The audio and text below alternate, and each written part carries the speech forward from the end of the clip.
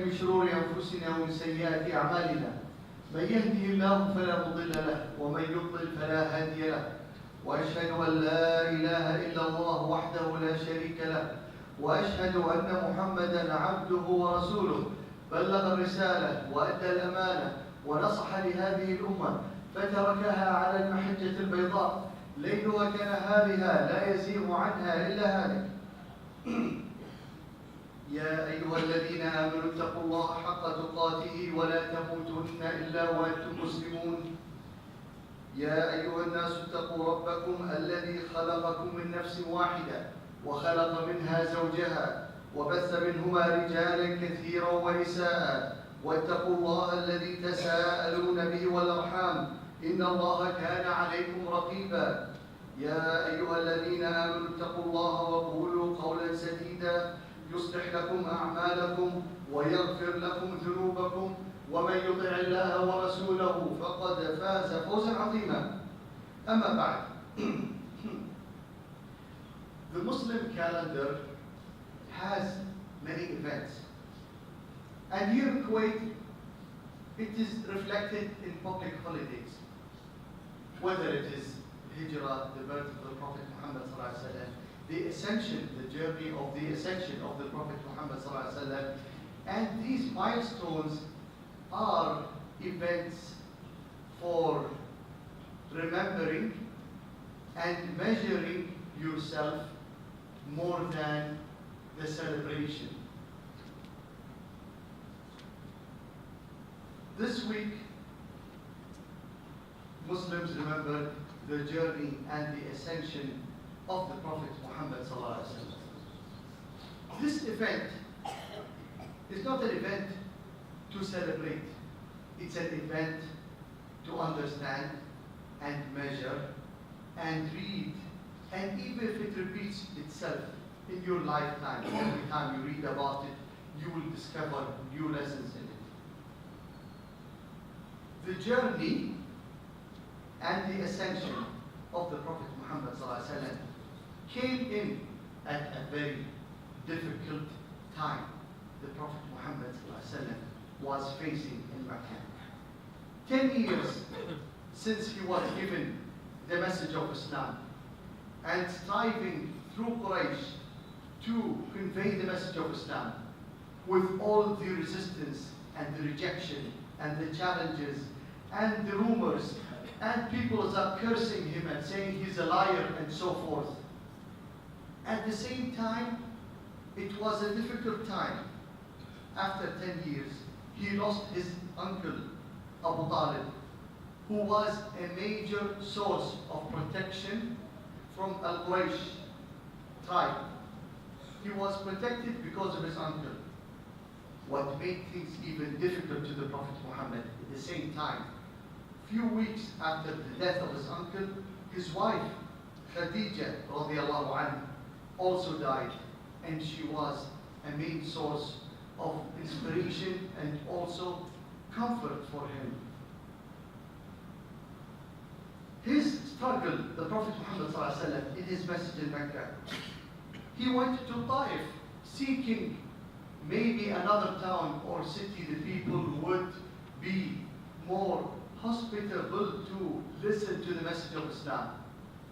And yet, when he went to Taif, he discovered the people there. They started stoning him.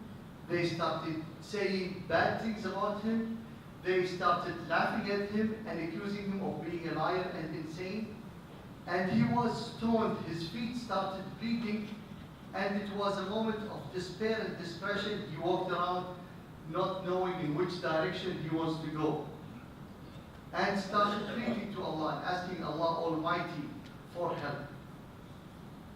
The journey to Masjid al-Aqsa, to Jerusalem, and the ascension towards the seventh heaven came exactly after that difficult period of time. Allah says in Surah Al-Isra, in the first verse, سبحان الذي أسرى بعبده ليلا من المسجد الحرام إلى المسجد الأقصى الذي باركنا حوله لنريه من آياتنا إنه هو السميع البصير. The first verse of Surah Al-Isra. Watch carefully. I break it down into pieces.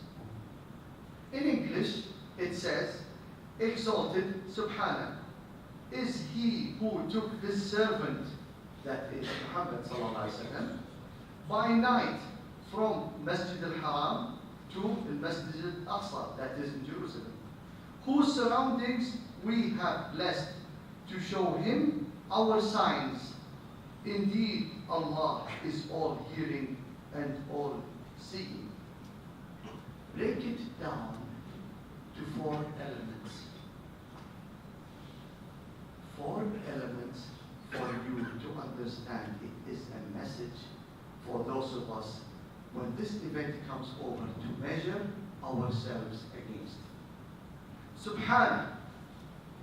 It is a reminder in this verse in glorifying Allah Almighty. This means that the Muslim nation throughout the years and centuries till the day of judgment should be a nation that remembers Allah Almighty all the time. And that you as an individual and as a Muslim, the remembrance of Allah Almighty should be in your tongue day and night. A man came to the Prophet Muhammad sallallahu alaihi wasallam and said to him, tell me a way that I can worship Allah Almighty that is easy and it is heavy in reward. So the Prophet Muhammad sallallahu alaihi wasallam said, keep your tongue busy in remembering Allah Almighty. The Prophet Muhammad, when he ascended to the 7th heaven, he met the Prophet Ibrahim alayhi salam. And Sayyidina Ibrahim said to the Prophet Muhammad sallallahu alaihi wasallam, he said to him, Ya Muhammad, send my greetings to your nation and tell them that heaven, the soil of heaven is made from saffron. The word saffron is not what you think, it is something totally different. The soil of heaven is made from saffron, and it has beautiful landscape. And the growth of trees in heaven is by saying, Subhanallah, Alhamdulillah, La ilaha illallah, Wallahu Akbar, wa la hawla wa la quwwata illa billah. And trees are not the trees that you think of. It is a totally different thing. This means you can grow in your place in heaven as much as possible as long as you remember Allah Almighty. This is the advice from Sayyidina Ibrahim to the Prophet Muhammad sallallahu alaihi wasallam. And his advice is to you also, how to grow trees in your place in heaven by saying and remembering Allah Almighty, Subhanallah, Alhamdulillah, wa la ilaha illallah, Wallahu Akbar, which gives you a lot of reward with a simple action that requires from yourself. And it is a lesson to the Muslim nation because you are an individual and you are part of a family. And a family is part of a community. And a community is part of a nation. And a nation is a part of a country. And that is how Muslims overpower and become leaders by remembering Allah Almighty. The remembrance of Allah Almighty starts from you as a unit and from nations of Muslims gathering in places.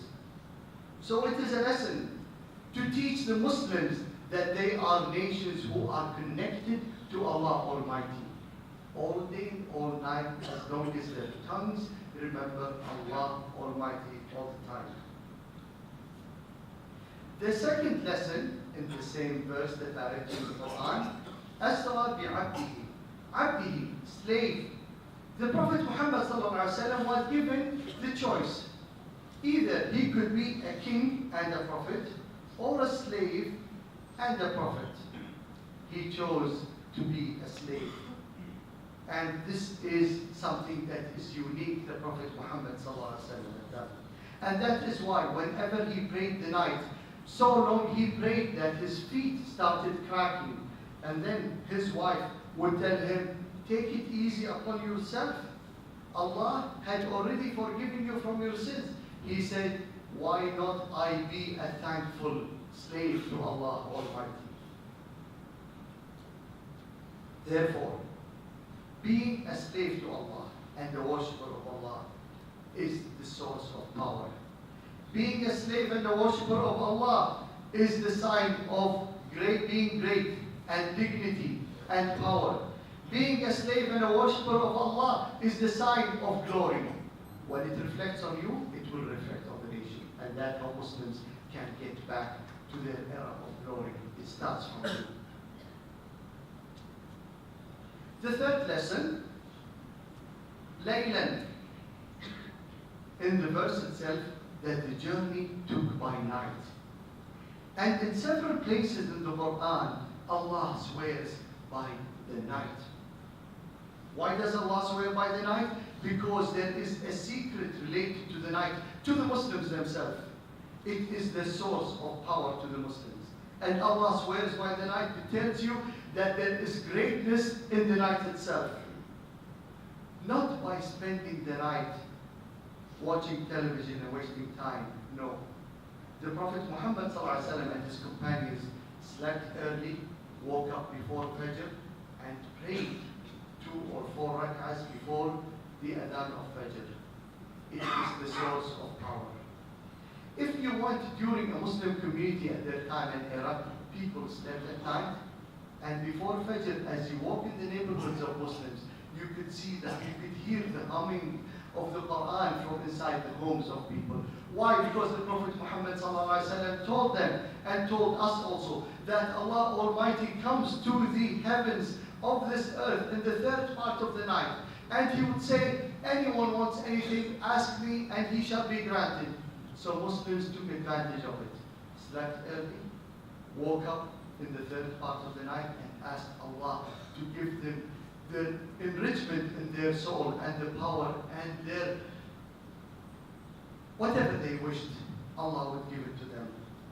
This means, as described, the companions of the Prophet Muhammad ﷺ, they were described as warriors during the day and worshippers during the night. Therefore, it's a message to you. It doesn't have to be every day. Set a certain day of the week or weekends, is that you should take part of the night before Fajr prayer, is to pray 2 rak'ahs and ask Allah whatever you wish. And that reflects on the Muslim nation. The fourth lesson, Masjid al-Haram, Masjid al-Aqsa. Masjid, Masjid. Mosque, Mosque. In the same verse, the word mosque was repeated twice. This is a confirmation of how important the masjid is in your life and building your personality. And it is a source of inspiration. It's a source of leadership. It's a source of putting Muslims gathering together and their hearts are coming together. The prayer, the 5 prayers in the masjid as a congregation, how important it is. It's not only the reward, it puts Muslims together as in one unit. Masjid and masjid. The Prophet Muhammad ﷺ says in the Hadith al-Qudsi, the sacred hadith about Allah Almighty, Allah says, my homes on earth are the mosques, and those who visit the mosques, they are their inhabitants. And to me, that is Allah Almighty, I give them my generosity in what they ask. أقول ما تسمعون وأستغفر الله لي ولكم فاستغفروه إنه هو الغفور الرحيم.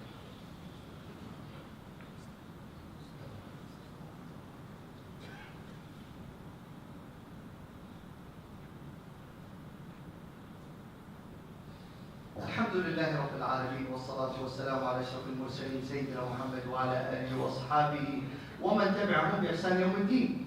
Of course, the journey and the ascension, this is only 10% of what really happened. And I am here to remind you and not to teach you. You should educate yourself. Go to the internet, write the ascension of the Prophet Muhammad and read about the journey of Isra and Miraj.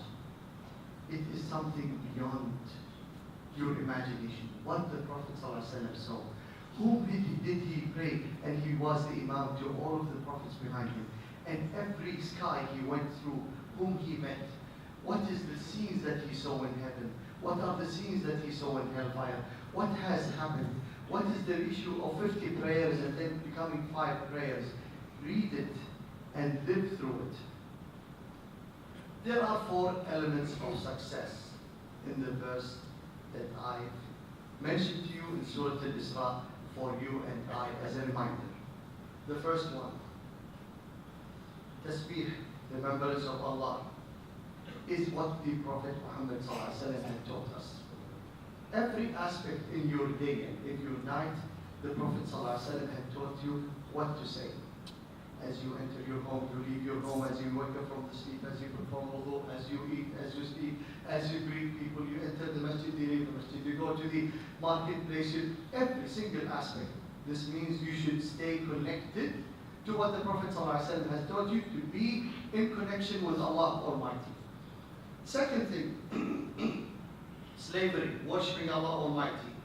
By worshipping Allah Almighty and you are a loyal slave to Allah Almighty, this is the source of power and inspiration Allah will give it to you. It is the source of pride Allah gives it to you in your personality. It is the source of leadership where a Muslim nation becomes victorious against any enemy against them. The third element is the night. The night is not to be spent by watching television or talking about nothing. The night should be invested, especially the third part of the night, in asking Allah what you want. The fourth element is the masjid. Ask yourself, what is your role in the masjid? What is the relationship between you and the masjid? Are you a person who does not show up in the masjid, or once a week, or once a day? Where is the masjid in the life of your family and your children? This is a question for you to remember. These are a few principles I wanted to share with you in this khutbah. And also to remind you, whenever there is a Muslim event that passes by, go and read about it. Whether it is Isra al-Miraj, read about it. Whether it is the Hijrah, the migration of the Prophet Muhammad ﷺ, read about it. Whether it is the birth of the Prophet Muhammad ﷺ, read the seerah of the Prophet Muhammad ﷺ. It's not an event of celebration more than measuring how much you follow the commands of the Prophet Muhammad ﷺ. اللهم اغفر لنا ذنوبنا واسرافنا في ديننا واصلح فساد قلوبنا وثبتنا على طاعتك.